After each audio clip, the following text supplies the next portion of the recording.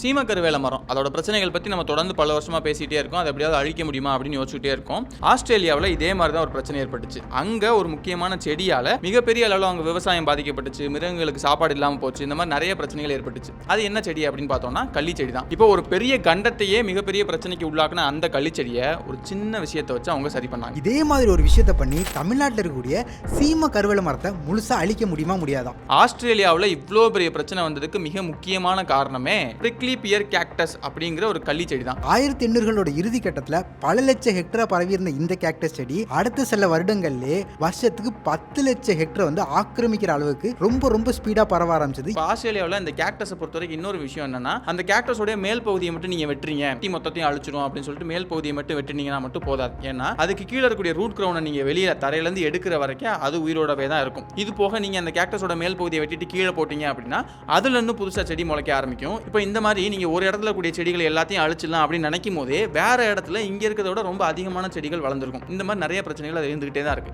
இது போக அதை நெருப்பு வச்சு கூட எரிச்சு பார்த்தாங்க. நெருப்பு வச்சு எரிக்கும் போது அதில் தண்ணி கண்டென்ட் வந்து அதிகமாக இருக்குங்கிறதுனால அது நெருப்புக்குமே ஒரு கோட்டால, ஆசிட் போட்டாங்க, ஆசிடுக்குமே ஒரு கோட்டால, பாய்சன் போட்டாங்க.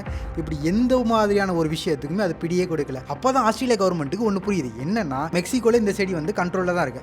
அப்போ அங்கே இருக்கக்கூடிய ஏதோ ஒரு விஷயம் தான் இந்த செடியை வந்து கண்ட்ரோலில் வச்சிருக்கு. ஸோ அது என்னன்னு கண்டுபிடிச்சு அதே விஷயத்தை இங்கேயும் கொண்டு வந்தோம்னா கண்டிப்பாக இந்த செடியை வந்து நம்ம கண்ட்ரோலில் எடுத்துட முடியும் அப்படிங்கிறத நினச்சி தான் அங்கேருந்து நிறைய பூச்சிகள் எடுத்துகிட்டு வராங்க. அந்த பூச்சிகளை வச்சு ஆராய்ச்சி பண்ணதில் அதுலேருந்து ஒரு பூச்சி வந்து செலக்ட் ஆகுது. அதான் கேக்டோபிளாஸ்டிஸ் கேக்டோரம். இது வந்து நம்ம ஊரில் அந்த பூச்சின்னு சொல்லுவோம்ல, அதே மாதிரி ஒரு பூச்சி வகையை சேர்ந்தது தான் இந்த பூச்சியுமே. இந்த பூச்சி என்ன பண்ணுன்னா அந்த கேக்டஸில் வந்து நிறைய முட்டைகள் வைக்கும். இந்த முட்டைகள்லேருந்து வரக்கூடிய இளறிகள் வந்து அந்த கேக்டஸ் செடியை ஓட்ட போட்டு அதுக்குள்ளே இருக்கக்கூடிய சேப்பை கொஞ்சம் கொஞ்சமாக சாப்பிட்டு வளர ஆரம்பிக்கும்.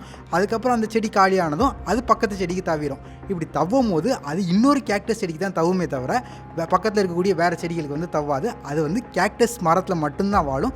சப்போஸ் அங்கே மரமே இல்லைங்கிற பட்சத்தில் அந்த பூச்சிகள் எல்லாமே இறந்து போயிடும். பத்தாவதுக்கு இதோட ரீப்ரொடக்ஷனும் ரொம்ப அபரிவிதமாக இருந்ததுனால கண்டிப்பாக இந்த பூச்சிகளால் வந்து இந்த செடியை கண்ட்ரோல் பண்ண முடியும்னு நினச்சி தான் இந்த பூச்சிகளை லட்சக்கணக்கில் கொண்டு வந்து இங்கே வந்து விடுறாங்க. அவங்க நினச்ச மாதிரி அது மாற்றி கொடுத்துருச்சா? இந்த எக்ஸ்பெரிமெண்ட் வந்து 1926 தான் ஆரம்பித்தாங்க. அந்த கேக்டோபோலிஸும் அங்கே நல்லா வளர்ந்து கொஞ்சம் கொஞ்சமாக அந்த செடிகள்லாம் காலியாக ஆரம்பிச்சு அடுத்த 7 வருஷத்தில், அதாவது 1933 அங்கே இருக்கக்கூடிய மொத்த கேக்டஸுமே அவங்களோட கண்ட்ரோலுக்கு வர ஆரம்பிச்சிருச்சு. அதோட வளர்ச்சி வந்து லிமிட் ஆயிடுச்சு. அப்போ ஆஸ்திரேலியா அந்த பிரச்சனை எல்லாத்தையும் அது சரி பண்ணிடுச்சு. இப்போ இதே கதையை எங்கேயோ கேட்ட மாதிரி இருக்கும்ல, அது எங்கேயும் இல்லை, நம்ம தமிழ்நாட்டில் தான். ஏற்கனவே இந்த கருவேல மரம், நாட்டு கருவேலையை தாண்டி வெளியிலேருந்து சீம கருவேல மரத்தோட விதைகளை வந்து போட அது வந்து கொஞ்சம் கொஞ்சமாக வளர ஆரம்பிச்சு இன்னைக்கு நிறைய இடங்கள்ல சீம கருவேல மரம் மட்டுமே இருக்குது அப்படிங்கிற அந்த சூழலுக்கு வந்து சேர்ந்துச்சு. இப்போ இதே மாதிரியான விஷயத்த நம்ம ஊரில் பிரச்சனைகளை இத்தனை வருஷமாக கொடுத்துட்டு இருக்கிற இந்த சீம கருவேல மரத்தில் ஏன் இப்போ வரைக்கும் பண்ணல?